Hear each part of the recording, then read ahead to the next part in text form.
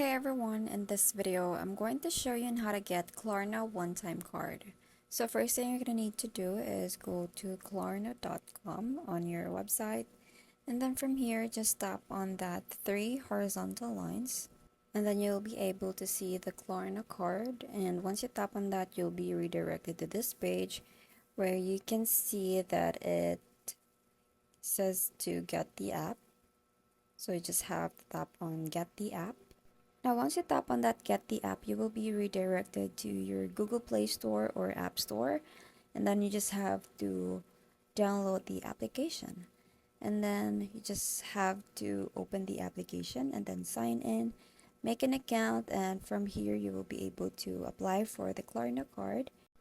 And then just have to follow the prompts or the instructions to get the Klarna one-time card. And that's basically it. That's how you get the Klarna one-time card.